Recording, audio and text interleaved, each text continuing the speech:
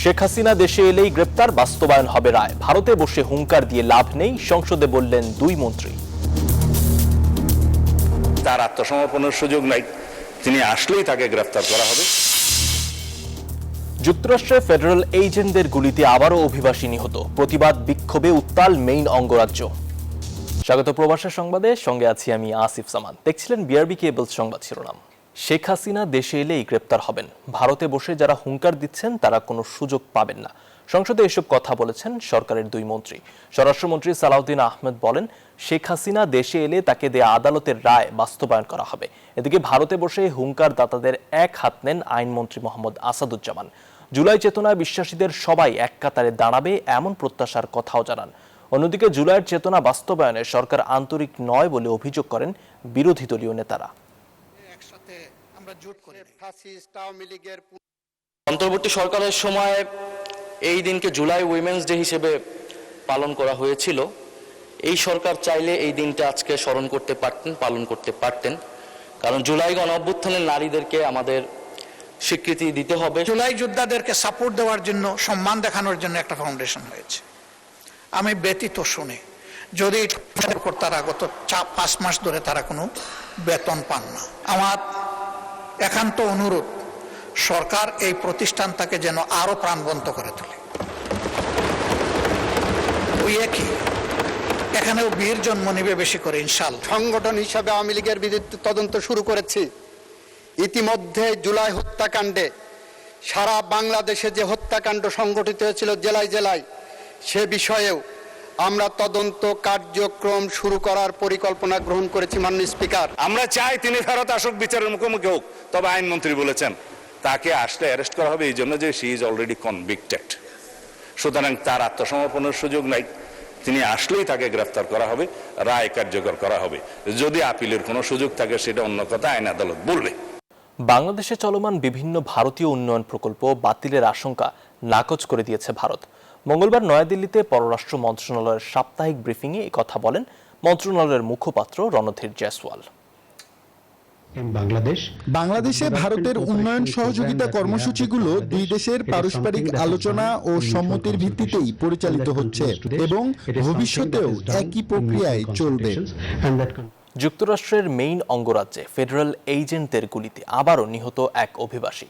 সামাজিক যোগাযোগ মাধ্যমে ছড়িয়ে পড়া ভিডিওতে দেখা যায় গুলিবিদ্ধ ব্যক্তির নিথর দেহ গাড়ি থেকে টেনে হিঁচড়ে বের করছেন ফেডারেল এজেন্টরা। মাত্র 7 মাসে আইন প্রয়োগকারী সংস্থা আইসির সদস্যদের হাতে এ নিয়ে 4 অভিবাসীর প্রাণহানির অভিযোগ উঠেছে। এই ঘটনায় অঙ্গরাজ্য জুড়ে ছড়িয়ে পড়েছে বিক্ষোভ।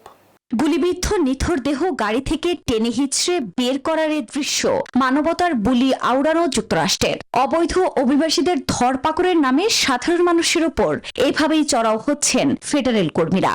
সোমবার মেইন অঙ্গরাজ্যে ইমিগ্রেশন অ্যান্ড কাস্টমস এনফোর্সমেন্ট এজেন্টদের গুলিতে নিহত হন জোয়ান সেবাস্তিয়ান গুয়েরেরো নামে 26 বছর বয়সী এক কলম্বিয়ার নাগরিক। পরিবারের দাবি, তিনি যুক্তরাষ্ট্রের বৈধ অভিবাসী, সেই সঙ্গে ছিল গাড়ি চালানোর লাইসেন্স। ঘটনার পরপরই তোপের মুখে ইমিগ্রেশন বিভাগ স্বীকার করে অভিযানের মূল লক্ষ্যবস্তু ছিলেন না গুয়েরেরো। এ ঘটনায় জনমনে দেখা দিয়েছে তীব্র ক্ষোভ। এরই মধ্যে তদন্ত শুরু করেছে মার্কিন কেন্দ্রীয় গোয়েন্দা সংস্থা FBI। তবে ফেডারেল এজেন্টদের বিতর্কিত কর্মকাণ্ডে আন্দোলনে নেমেছে বর্ণবাদ বিরোধী এবং অভিবাসী অধিকার রক্ষা কর্মীরা। গত সপ্তাহে হিউস্টনে এটি ঘটেছে। আবারও আজকের ঘটনায় আমরা আতঙ্কিত। ICE এর উপস্থিতিতে আমরা নিরাপদ নই। মাত্র 6 দিন আগে হিউস্টনে ট্রাফিক তল্লাশির সময় ICE-র এক এজেন্টের গুলিতে নিহত হন আরেক অভিবাসী। তথ্য বলছে, এ বছরই ফেডারেল কর্মীদের গুলিতে প্রাণ গেছে 4 অভিবাসীর। আফরিন মৌ, নিউজ 24। জুলাই মাসের প্রথম 13 দিনেই প্রবাসীরা দেশে পাঠিয়েছেন 1.427 বিলিয়ন মার্কিন ডলার রেমিটেন্স। গত বছরের একই সময়ের তুলনায় যা 19.5% বেশি। বাংলাদেশ ব্যাংকের তথ্য বলছে, অর্থ বছরের প্রথম মাসেই রেমিটেন্সের এই ঊর্ধ্বগতি দেশের অর্থনীতির জন্য ইতিবাচক বার্তা। প্রবাসী আয়ের ধারাবাহিক প্রবৃদ্ধি, বৈদেশিক মুদ্রার রিজার্ভ শক্তিশালী করা, বৈদেশিক খাতের স্থিতিশীলতা বজায় রাখা এবং ক্রমবর্ধমান আমদানি ব্যয় মেটাতে সহায়ক হবে। সংশ্লিষ্টরা বলছেন, রেমিটেন্সের এই প্রবাহ দেশের অর্থনীতিতে প্রবাসী বাংলাদেশিদের গুরুত্বপূর্ণ অবদানের প্রতিফলন। প্রবাসী বাংলাদেশিদের মধ্যে আইনগত সচেতনতা, সামাজিক যোগাযোগ মাধ্যম ব্যবহারের সতর্কতা ও কনসিউলার সেবা সম্পর্কে ধারণা বাড়াতে বিশেষ সচেতনতামূলক কার্যক্রম শুরু করেছে বাংলাদেশ কনসিউলেট দুবাই। এর অংশ হিসেবে কনসিউলেটের কর্মকর্তারা ফুজাইরা, তিব্বা ও উম্মুল কুয়াইনে প্রবাসীদের সঙ্গে মত বিনিময় সভা করেছেন। পর্যায়ক্রমে উত্তর আমিরাতের অন্যান্য এলাকাগুলোতেও এই কার্যক্রম পরিচালিত হবে। এসব অনুষ্ঠানে কনসিউলার সেবার পাশাপাশি পাসপোর্ট, প্রবাসী কল্যাণ কার্ড, জন্ম নিবন্ধন, জাতীয় পরিচয়পত্র এবং অন্যান্য গুরুত্বপূর্ণ সেবা সম্পর্কে বিস্তারিত তথ্য তুলে ধরা হচ্ছে।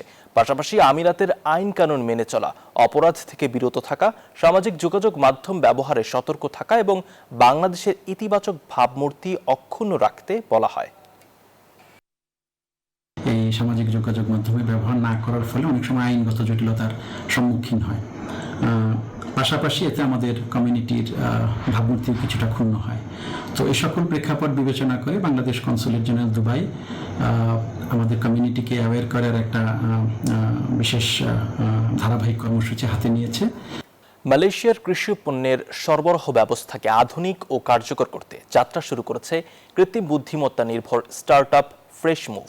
ইউনিভার্সিটি অফ মালয়ের 2 বাংলাদেশি এবং 1 মালয়েশিয়ান সাবেক শিক্ষার্থীর যৌথ উদ্যোগে প্রতিষ্ঠিত এই প্ল্যাটফর্মটি দেশের কৃষক ও আমদানিকারকদের সঙ্গে সরাসরি মুদি দোকান, হোটেল ও রেস্তোরাঁর সংযোগ স্থাপন করবে।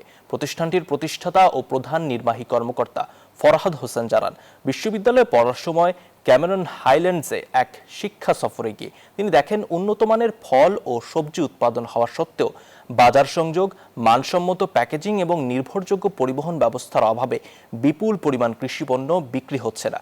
সেই অভিজ্ঞতাই পরবর্তীতে ফ্রেশ মুভ প্রতিষ্ঠার অনুপ্রেরণা হয়ে ওঠে। সৌদি আরবের জেদ্দায় জাতীয়তাবাদী চট্টগ্রাম ফোরামের উদ্যোগে সংবর্ধনা ও আলোচনা সভা অনুষ্ঠিত হয়েছে। সভায় দেশের চলমান দুর্যোগপূর্ণ মুহূর্তে বন্যার্তদের পাশে দাঁড়াতে দল মত নির্বিশেষে সকলের প্রতি আহ্বান জানান বক্তারা। একই সাথে প্রধানমন্ত্রী তারেক রহমানের নিরাপত্তা জোরদারের দাবি তোলেন। সংগঠনের সভাপতি মফিজুল আলম মফিজের সভাপতিত্বে এবং সাধারণ সম্পাদক মোহাম্মদ ইদ্রিসের সঞ্চালনায় অনুষ্ঠানে উপস্থিত ছিলেন চট্টগ্রাম দক্ষিণ জেলার সদস্য শওকত হোসেন ও প্রধান উপদেষ্টা মাইন চৌধুরী। প্রধান বক্তা ছিলেন মনিরুজ্জামান তফন। পরিশেষে জিয়া পরিবার ও বন্যার্তদের কল্যাণ কামনায় বিশেষ মোনাজাত করা হয়। লেবাননে যুদ্ধ অবসানের লক্ষ্যে রোমে 2 দিনের আলোচনায় বসেছে লেবানন ও ইসরায়েল। যুক্তরাষ্ট্রের মধ্যস্থতায় 26 জন স্বাক্ষরিত কাঠামো চুক্তি কিভাবে বাস্তবায়ন করা হবে, মঙ্গলবার শুরু হওয়া আলোচনায় গুরুত্ব পাচ্ছে সে বিষয়। বৈরুতের প্রধান দাবি, দক্ষিণ লেবাননের 2টি নির্দিষ্ট এলাকা থেকে অবিলম্বে ইসরায়েলি সেনা প্রত্যাহার। এরপর ধাপে ধাপে হিজবুল্লাহর নিরস্ত্রীকরণ, ইসরায়েলি বাহিনীর পূর্ণ প্রত্যাহার এবং লেবাননের সেনা মোতায়েনের পরিকল্পনা রয়েছে। তবে হিজবুল্লাহর নিরস্ত্রীকরণকেই অগ্রাধিকার দিচ্ছে তেল আবিব। হরমুজে চলাচলকারী জাহাজের ওপর 20% ফি আরোপের সিদ্ধান্ত থেকে সরে এসেছেন মার্কিন প্রেসিডেন্ট ডোনাল্ড ট্রাম্প। সোমবার বিশ্বের অন্যতম গুরুত্বপূর্ণ এই জ্বালানি করিডোর ব্যবহারকারী জাহাজের ওপর নতুন শুল্ক আরোপের কথা জানিয়েছিলেন তিনি। তবে উপসাগরীয় দেশগুলোর সঙ্গে বাণিজ্য ও বিনিয়োগ চুক্তির মাধ্যমে সম্পর্ক জোরদারের পথ বেছে নিয়েছেন ট্রাম্প। যদিও ইরানের সঙ্গে সংশ্লিষ্ট জাহাজ ও পণ্যের ওপর নিষেধাজ্ঞা অব্যাহত থাকবে বলে জানিয়েছেন তিনি। শিক্ষার্থীরা কোনো মন্তব্যে আহত হয়ে থাকলে তার জন্য দুঃখ প্রকাশ করেছেন শিক্ষামন্ত্রী আ.ন.ম এহসানুল হক মিলন। সংসদে তিনি বলেন, তার কোনো মন্তব্য উদ্দেশ্য প্রণোদিত ছিল না। প্রয়োজন হলে 13 জুলাইয়ের পরীক্ষা আবারও নেওয়া হবে। আন্দোলনরত শিক্ষার্থীদের সড়ক ছেড়ে পড়ার টেবিলে ফিরে যাওয়ার অনুরোধও জানান তিনি। দুর্যোগপূর্ণ আবহাওয়ার মধ্যে এইচএসসি পরীক্ষা হওয়ায় শিক্ষামন্ত্রীর পদত্যাগের দাবিতে রাস্তায় শিক্ষার্থীরা। এমন প্রেক্ষাপটে সংসদে প্রশ্নের মুখে পড়েন শিক্ষামন্ত্রী। আমি মাননীয় মন্ত্রীর কাছে প্রশ্ন রাখছি, এইচএসসির মতো একটি অত্যন্ত গুরুত্বপূর্ণ পরীক্ষা যেটার উপর নির্ভর করে আগামীতে একটা ছেলে বা মেয়ের ভবিষ্যৎ কোন দিকে যাবে, মাননীয় মন্ত্রীকে দয়া করে বলবেন যে কি সমস্যা ছিল পরীক্ষাটি কিছুদিনের 2 দিনের জন্য বা 1 দিনের জন্য পিছিয়ে দেওয়ার। প্রশ্নের জবাবে শিক্ষামন্ত্রী বলেন, সংশ্লিষ্টরা সবাই বলেছিলেন আবহাওয়া ভালো থাকবে, তাই পরীক্ষা বহাল রাখা হয়েছিল। পদার্থবিজ্ঞানের যে 2টি প্রশ্ন ভুল ছিল সেগুলোতে পূর্ণ নম্বর দেয়া হবে। আমরা 64টি জেলার এসপি এবং 8টি বিভাগীয় কমিশনার এবং প্রত্যেকটি বোর্ডের চেয়ারম্যান, ইউনো সকলের সাথে আমরা কথা বলেছি এবং ওয়েদারম্যান আমরা ব্রডকাস্টিং এর জন্য তাদের সাথেও কথা বলেছি। তারা বলল যে বৃষ্টি হবে না, সেই কথাটি তারা বলেছে। বিকেল 5টা পর্যন্ত আমরা বসে থেকে সিদ্ধান্ত নিলাম যে সকলেই বলল যে ওয়েদার ভালো হবে, সেই জন্য আমরা পরীক্ষা রেখেছি। ফিজিক্সের 6 এবং 7 দুইটি কোশ্চেন ভুল হয়েছে, সেটাকে আমরা ফুল ক্রেডিট দিয়ে দেব। আরেক প্রশ্নের জবাবে শিক্ষামন্ত্রী জানান যেসব পরীক্ষা কেন্দ্রে ভুল ত্রুটি হয়েছে সেখানে প্রয়োজনে আবার পরীক্ষা নেওয়া হবে। যদি কোথাও আমাদের প্রশাসনের দুর্বলতার কারণে কোনো শিক্ষা প্রতিষ্ঠানে পানি ওঠার পর যদি পরীক্ষা না দিতে পেরে থাকে, এই জরিপটা আমাদের কাছে আসার পরে আমরা সেইভাবে প্রয়োজনে আমরা রি-এক্সামিনও নিতে পারি। সেই জন্যই আবার অনুরোধ করব, শিক্ষার্থীরা যার যার পড়ার টেবিলে ফিরে যাক। আমরাই উদ্বিগ্ন তাদের চেয়ে বেশি কিভাবে তাদেরকে আমরা পরীক্ষা সঠিকভাবে নেব। শিক্ষামন্ত্রী বলেন, কোনো মন্তব্যে শিক্ষার্থীরা আঘাত পেয়ে থাকলে তার জন্য তিনি দুঃখিত। প্রয়োজনে 13 তারিখের পরীক্ষা আবার নেয়ার কথাও বলেন তিনি। আমার ব্যক্তিগত মন্তব্য সেটি নিয়ে অনেকেই আপত্তি করেছেন, সেই ব্যাপারে বলতে চাই আমি কাউকে উদ্দেশ্যপ্রণোদিতভাবে কিছু বলি নাই। যদি কেউ আহত হয়ে থাকে সিম্পলি আমি দুঃখ প্রকাশ করছি। চিরাং বোর্ডের পরীক্ষা আরেকটি প্রশ্নপত্রের সেটে যখন আমরা নিতে যাব ফিজিক্স সেকেন্ড পেপার, যুক্তিবিদ্যা এবং হিসাব বিজ্ঞান, সেই সময়ে আমরা এই পরীক্ষাটি পুনরায় নেওয়ার ব্যবস্থা করতে পারব। আগামী বছর থেকে এইচএসসি পরীক্ষা ডিসেম্বর বা জানুয়ারি মাসে নেওয়ার পরিকল্পনা সরকারের রয়েছে বলেও জানান শিক্ষামন্ত্রী। বিদ্যালয় নেই। জুবায়ের সানি, নিউজ 24, ঢাকা। দাবি পূরণ না হলে পরীক্ষার পর লং মার্চের ঘোষণা দিয়ে সংসদ ভবন এলাকা ত্যাগ করেছে শিক্ষার্থীরা। এর আগে প্রবল বৃষ্টি ও জলাবদ্ধতার মধ্যে এইচএসসি পরীক্ষা নেয়ার প্রতিবাদে রাজধানীর সায়েন্স ল্যাব, উত্তরা সহ বিভিন্ন জায়গায় সড়ক অবরোধ করে বিক্ষোভ করেন তারা। সড়ক অবরোধের কারণে রাজধানীর বিভিন্ন এলাকায় দেখা দেয় তীব্র যানজট।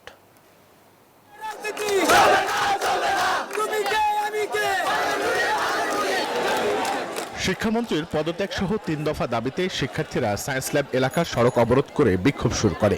ঘণ্টাব্যাপী অবস্থানে বন্ধ হয়ে যায় যান চলাচল, আশপাশের এলাকায় সৃষ্টি হয় যানজট। পরে তারা নীলক্ষেত হয়ে পৌঁছায় ঢাকা বিশ্ববিদ্যালয় ক্যাম্পাসে। তাদের বাধা দেয় ঢাবি শিক্ষার্থীরা।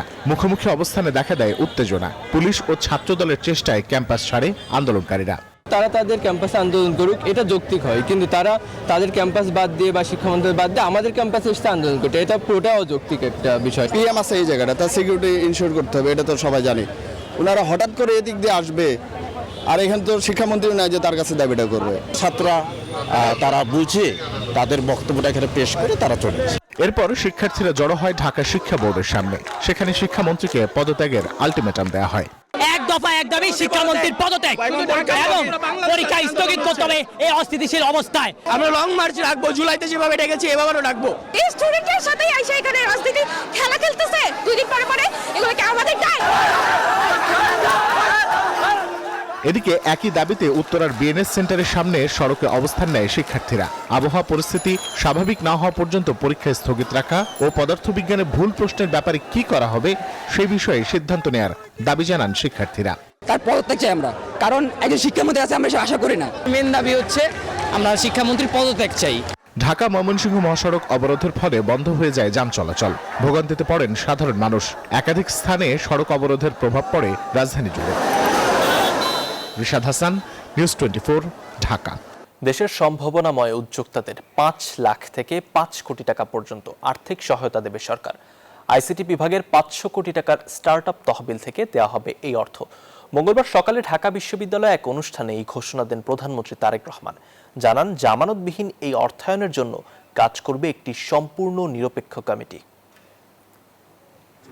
তারুণ্য, স্টার্টআপ ও সম্ভাবনা বাংলাদেশ এই শিরোনামে ঢাকা বিশ্ববিদ্যালয়ের নবাব আলী চৌধুরী সিনেট ভবনে আয়োজন করা হয় বিশেষ এই অনুষ্ঠান। ঢাকা বিশ্ববিদ্যালয়ের সহযোগিতায় তথ্য ও যোগাযোগ প্রযুক্তি বিভাগ আয়োজিত এই অনুষ্ঠানে প্রধান অতিথি ছিলেন প্রধানমন্ত্রী তারেক রহমান। ভূমিকা পালন করছে।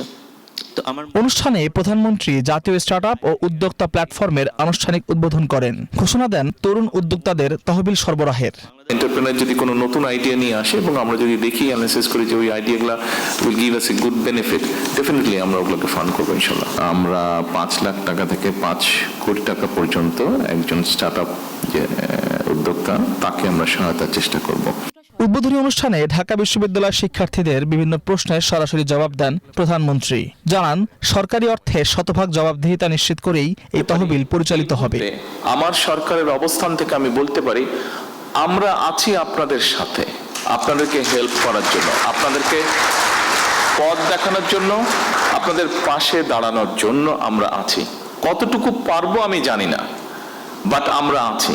নতুন উদ্বোধন হওয়া জাতীয় স্টার্টআপ প্ল্যাটফর্মটি উদ্যোক্তাদের জন্য একটি কেন্দ্রীয় ডিজিটাল লঞ্চপ্যাড হিসেবে কাজ করবে। এখন থেকে সরকারি সহায়তা, আবেদন প্রক্রিয়া, প্রশিক্ষণ, মেন্টরিং ও বিনিয়োগের সব সুবিধা এক ছাতার নিচে পাবেন তরুণরা। আপনার এই প্রশ্নের উত্তরটা আলমোহাইমিনুল খান, নিউজ 24, ঢাকা। বন্যার পানি ধীরে ধীরে নামছে, কিন্তু রেখে গেছে ধ্বংসস্তূপ, ক্ষুধা আর অনিশ্চয়তার দীর্ঘশ্বাস। কক্সবাজারের চকরিয়া, রামু, লামা ও আশপাশের অনেক এলাকায় এখনও ঘরে ফিরতে পারছেন না হাজারো মানুষ। আর যারা ফিরছেন তাদের ঘরে নেই থাকার মতো পরিবেশ, নেই রান্নার ব্যবস্থা, নেই জীবিকা। পানির সঙ্গে যেন ভেসে গেছে মানুষের বহু বছরের সঞ্চয়। মেহেদি হাসান সুমনের ক্যামেরায় নাইম আলজিকর প্রতিবেদন। পানি নেমেছে, কিন্তু উঠানে জমে আছে পুরু কাদা। চোখে পড়ে ভেঙে পড়া ঘর, নষ্ট হয়ে যাওয়া আসবাব, ভেসে যাওয়া ধান চাল আর স্মৃতির শেষ চিহ্ন। কারো রান্নাঘরে নেই চুলা, কারো শোবার ঘরে নষ্ট হয়েছে খাট, কারো গোয়াল ঘর এখন খালি। বন্যার স্রোত কেড়ে নিয়েছে গবাদি পশু, ফসল আর জীবিকার শেষ অবলম্বন। লান্দা বাড়া খাইতে বেশি কষ্ট হয়ে বাদ পানি চলচালাত ভিজে গিয়ে ধান চল নষ্ট হয়ে গেছে, পুরা নষ্ট হয়ে গেছে, পুরা হাঁস নষ্ট হয়ে গেছে। দেখতেছেন তো আমাদের ঘর বাড়িতে অনেক খারাপ হয়ে গেছে, আর বন্যার পানি আজকে নামছে। বেশি দুর্ভোগে শিশু আর বয়স্করা। বিশুদ্ধ পানির সংকটে বাড়ছে পানিবাহিত রোগের সংখ্যা। অনেক এলাকায় এখনো নষ্ট টিউবওয়েল, অচল স্যানিটেশন ব্যবস্থা। নষ্টই চলছিল, নষ্টই দাম বাসলর পেট খারাপ হয়েছে, বা খানা ফিনা খাই পারি তো খাবার পানি তো ফাইক গেছে দিয়া তখন ডেকে আনি। ত্রাণ মিললেও তা প্রয়োজনের তুলনায় অপ্রতুল। এক বেলা খাবার মিললেও পরের বেলার চিন্তায় কাটছে অসংখ্য পরিবারের দিন। এখানে তো ট্রান দেয় নাই, ট্রান দিছে ওইদিকে খালার সারে দিয়ে, এখানে কোনো কিছু দেয় নাই। সত্তর হানার হারও ঠিক নেই, টাকার হারও ঠিক নেই, কিছু নাই। কৃষকের জমিতে এখন সবুজ ধানের বদলে কাদার স্তূপ, দিনমজুরের হাতে কাজ নেই। তাই বন্যার পানি নেমে গেলেও দারিদ্র আর অনিশ্চয়তার পানি যেন নামছেই না। বন্যা কয়েকদিনের ছিল, কিন্তু এর ক্ষত বয়ে বেড়াতে হবে মাসের পর মাস। ঘর বাঁধা, ফসল ফলানো, নতুন করে সংসার গড়া, এখন এসবই এই মানুষগুলোর জন্য কঠিন এক যুদ্ধ। নাইম আলচিকো, নিউজ 24, পেকুয়া, কক্সবাজার। এই ছিল প্রবাসের সংবাদে। সঙ্গে থাকার জন্য ধন্যবাদ।